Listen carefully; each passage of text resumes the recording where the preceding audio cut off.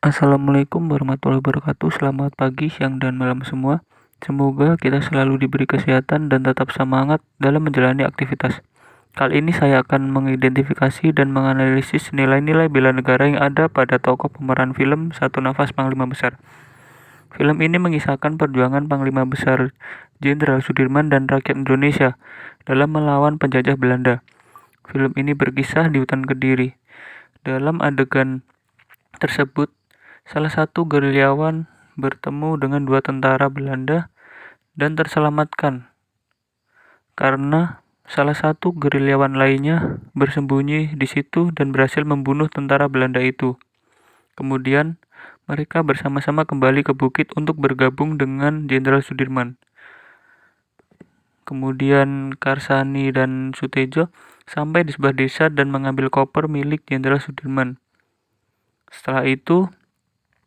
Setelah berhasil kabur dari tentara Belanda dan melewati berbagai macam medan serta cuaca, Jenderal Sudirman berhasil sampai di sebuah desa dan mereka beristirahat. Kemudian Kapten Lalin menyadari bahwa Kunto menghilang dan menyuruh Karsani mencarinya.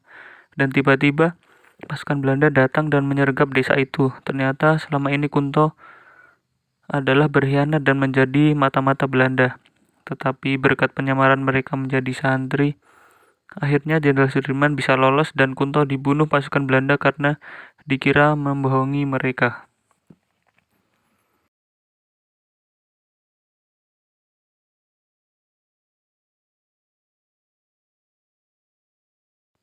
Singkat cerita, pasukan Jenderal Sudirman sampai di desa Sobo yang tersembunyi di dalam lembah dan tertutup Gunung Lawu. Dan karakteristik tersebut, Jenderal Sudirman menjadikannya markas.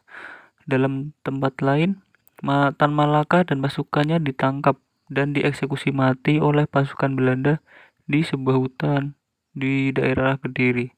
Selama di desa Sobo, Jenderal Sudirman merencanakan melakukan serangan umum pada 1 Maret 1949 di Yogyakarta dengan tujuan menunjukkan eksistensi TNI kepada dunia internasional.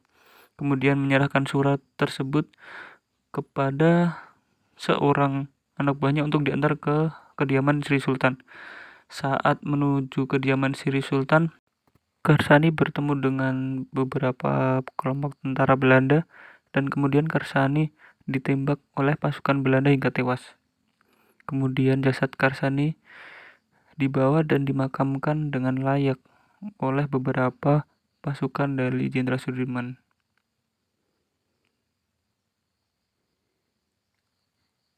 Singkat cerita, setelah serangan umum 1 Maret 1949, delegasi Amerika mengecam Belanda dan akan melaporkan ke Dewan Keamanan PBB, dan kemudian hasilnya Belanda harus menarik pasukan mundur dari Yogyakarta. Kemudian hasil dari perjanjian Roem-Royen disiarkan ke seluruh penjuru negeri. Kemudian karena Jenderal Sudirman tidak menyetujui hasil dari perundingan tersebut, beliau sangat marah karena mengetahui bahwa sesungguhnya eksistensi Tentara Nasional Indonesia tengah berada di atas langit.